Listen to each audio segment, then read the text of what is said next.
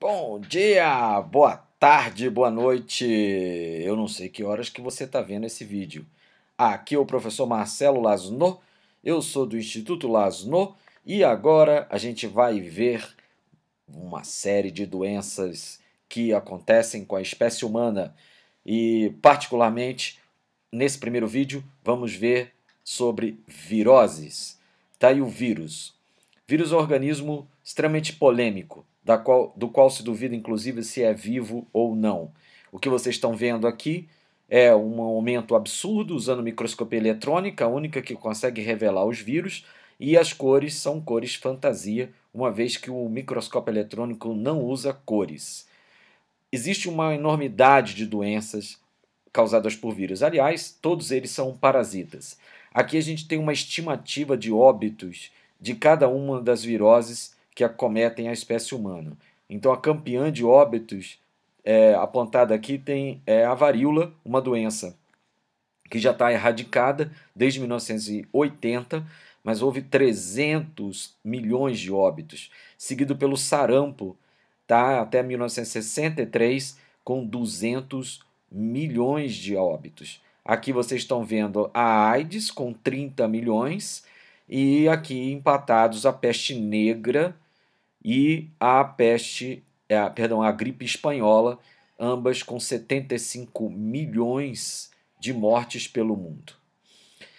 Uma epidemia que nos assustou recentemente foi a do ebola.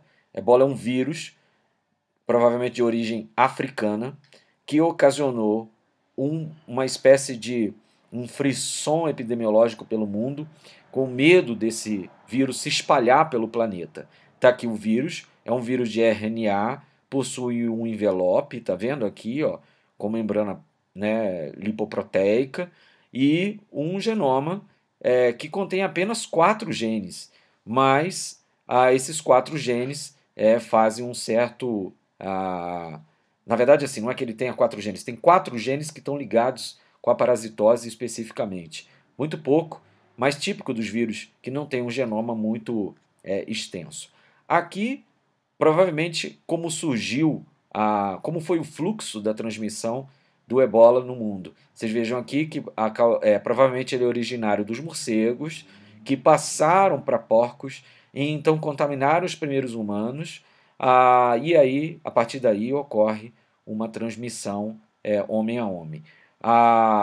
O que a gente chama também de transmissão direta. Até 3 semanas de incubação, os sintomas iniciais, dor de cabeça, febre, fadiga, e o problema maior é a piora, que envolve sangramentos. Tá? A morte sobrevém rápida, mas ela não é uma sentença de 100% dos infectados. A taxa de óbito está em torno de 50%, portanto, existem sobreviventes da epidemia do ebola. Aqui, um cidadão africano pintando muros para tentar mostrar as questões sintomáticas da doença para alertar a população de uma forma geral. Segunda virose que eu queria apresentar para vocês é a rubéola. A rubéola, ela é uma doença que pode ocorrer em adultos, como vocês estão vendo na foto, e não costumam trazer um quadro clínico muito preocupante, não. Entretanto, há uma situação que preocupa-nos em relação à rubéola, que é exatamente a rubéola chamada de rubéola pós-natal. Essa rubéola pós-natal, ela faz essas manchas, mas a rubéola que se dá antes do nascimento é que é preocupante. Então, as mulheres podem passar durante a gravidez o vírus da rubéola, e o vírus da rubéola na criança é capaz de ocasionar distúrbios visuais, malformações cardíacas, neurológicas e até oferecer surdez para a criança em desenvolvimento. A vacina para a rubéola e a prevenção gira em torno disso. Raiva é uma doença perigosíssima, talvez uma das mais perigosas de todas. Doença transmitida por cães, gatos e morcegos. A doença é controlada com vacinação dos animais, no entanto, o ciclo do morcego ainda é um ciclo complicado, né? Porque não tem como a gente vacinar os morcegos, não é mesmo? Hantavirose, outra virose que nos preocupa, uma doença que tem uma evolução muito parecida inicial com a dengue, transmitida pelas fezes, né, desse ratinho, que é o ratinho do cerrado, Necromis lasiurus. Tá? A contaminação se dá normalmente quando a pessoa está varrendo, né, os galpões habitados pelos ratos, e aí o que acontece é que as fezes com partículas do vírus são inaladas pelo indivíduo. A doença tem uma manifestação, como eu disse, inicial muito inespecífica e, num quadro mais avançado, faz edema pulmonar e pode ocasionar óbito. Aqui são sintomas clássicos da doença. Você vê que a febre aparece em quase 90%, mais de 90% dos casos, e dispneia é o segundo quadro, que é um problema de ritmo respiratório, seguido por dor de cabeça. A dengue é um problema nacional, um problema de controle extremamente difícil. Nós temos 4 formas de vírus circulando no Brasil, em praticamente todos os estados. Esse mapa aqui que apontava ainda que Santa Catarina e Rondônia não tinham casos, mas esse mapa está um pouco desatualizado e, na verdade, os vírus se espalharam pelo país, de modo que estamos numa situação muito complicada todo santo ano. A doença é transmitida por mosquitos. Sai daí. Os mosquitos Aedes estão aqui representados. Aqui eu botei a cena aqui dos pneus, né, que acumulam água. Mas, na verdade, há muitos criadouros de outras naturezas, inclusive intradomiciliares. Aqui são as larvas do mosquito, né? Essas larvas e as pulpas, elas são aquáticas, por isso que o mosquito está a proliferação do mosquito está muito ligada com a água limpa e parada. Aqui a questão do ciclo, para vocês verem, então, desde o ovo, passando pelos estágios larvais, até o estado de pupa, sempre aquáticos, até a emergência do mosquito adulto. Manchas nas costas aqui, aparecem em boa parte dos pacientes com dengue, pontos hemorrágicos, como vocês estão vendo aqui na língua, e aqui algumas manchas que já são manchas do fim da doença. Na verdade, a pele está bem avermelhada e as manchas, na verdade, é como se fossem contramanchas no final das contas. Tem uma vacina de dengue recentemente liberada no Brasil, mas a proteção dela está abaixo de 70%, de modo que a gente ainda tem sempre o risco permanente de surto da dengue no país. Papilomavírus, HPV, o vírus da verruga. Algumas formas desse vírus preocupam mais que outras. Na verdade, 4 formas do HPV, de mais de 100 formas, preocupam porque, além de ser de área sexual, eles são responsáveis pela formação de tumores na área genital do pênis ou ainda no colo do útero. Existe vacina contra o HPV e a população, especialmente feminina, tem recebido essa vacina, particularmente contra esses tipos. Está vendo aqui, ó, o 16, o 18, o 31 e o 45. Esses tipos são sexuais e são responsáveis por 80% dos cânceres de útero. Aqui um pouco da história do HPV. Esse livro é um livro muito interessante, é chamado A Vida Imortal de Henrietta Lacks, das células HeLa, que são células que foram obtidas de um tumor, um câncer, né, do colo do útero da dona Henrietta, e essas células foram removidas em 51 e elas estão vivas até hoje em placas e estão sendo estudadas por vários epidemiologistas. E por fim, a doença que eu gostaria de chamar a atenção de vocês, a AIDS.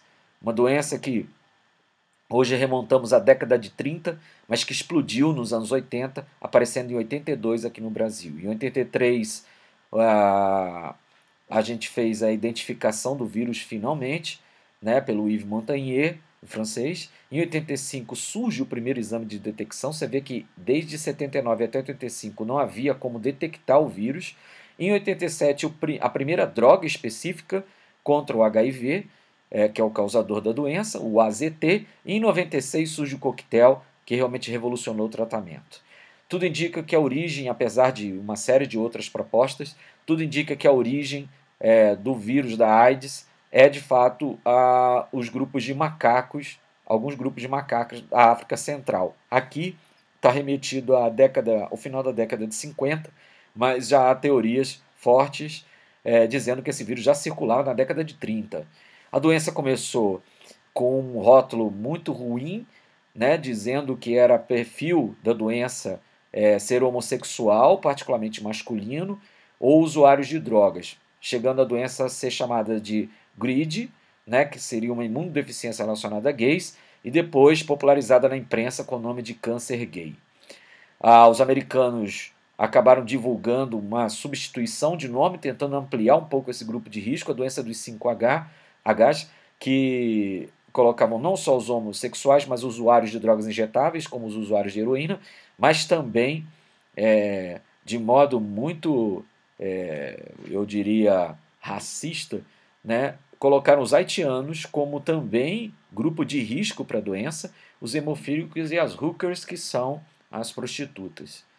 A, a AIDS realmente teve números espantosos de crescimento durante a década de 80.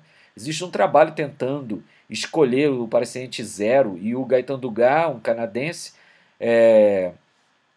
em 82 ele foi apontado como um grande responsável pela maioria dos casos nos Estados Unidos. Mas essa tese vem sendo derrubada.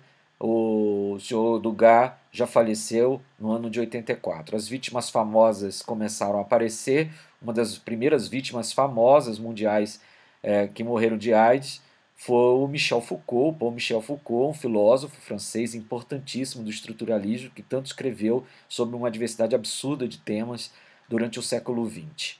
A doença é mencionada no Brasil, eu acho que pela primeira vez assim, em cadeia nacional pela obra do Cazuza, em 86, quando na música Ideologia ele cita que o meu prazer agora é risco de vida. E inclusive numa versão ao vivo ele brinca, será? E meu Sex and Drugs não tem nenhum rock and roll. O Cazuza foi uma das primeiras vítimas da AIDS no Brasil. Esse momento, né, onde ele estava saudável, aqui já no final da vida, aqui retratado como um verdadeiro morto-vivo por essa revista que está aí. A preocupação com o sexo feminino se deu finalmente na população brasileira, como algumas atrizes, especialmente de uma rede muito famosa, começaram a falecer em função da AIDS. Foi os casos da Cláudia Magno e da Sandra Brea, chamando atenção para essa questão de que as mulheres também sofriam, né, com a doença. A evolução dos números foi espetacular. O mundo tem hoje 40 milhões de contaminados. No Brasil, hoje está na casa aí, de 600 mil portadores que estão devidamente acompanhados. Como eu disse, o vírus foi descoberto em 83, o exame de detecção em 85 e entre 86 e 87 o AZT. Está aqui o HIV, o causador. Ele é um vírus que também tem um envelope na cobertura. Aqui é um envelope lipoproteico, aqui o capsídeo, aqui o material genético, que é um RNA, e aqui a tal da transcriptase reversa, que é a enzima que possibilita o vírus pegar o seu RNA e sintetizar DNA a partir dele. As células principais de ataque são os linfócitos T e os macrófagos, células que estão ligadas, especialmente os linfócitos T4, os auxiliares, esse tipo específico, com a organização da defesa. Por isso o quadro de imunodeficiência da doença. Mas o HIV também pode atracar neurônios e células endoteliais, que são do revestimento do vaso sanguíneo. As formas de contaminação, relações sexuais de qualquer tipo, transfusão sanguínea, seringas compartilhadas, transmissão placentária e também pelo leite materno. A evolução clínica é mostrada aqui num gráfico, nessa curva onde está um ponto verde. Vocês estão vendo aqui a população dos linfócitos caindo ao longo dos anos e aqui a população em bolinhas brancas do HIV. Quando a taxa de HIV ultrapassa definitivamente as dos linfócitos, começam a aparecer sintomas típicos da doença e as chamadas doenças oportunistas, que acabam muitas das vezes ocasionando óbito. Então aqui algumas doenças oportunistas, aqui o sapinho, tá? Aqui doenças bacterianas como pneumonia e tuberculose, aqui herpes, uma doença virótica, e aqui o sarcoma de Kaposi, que é um câncer de pele.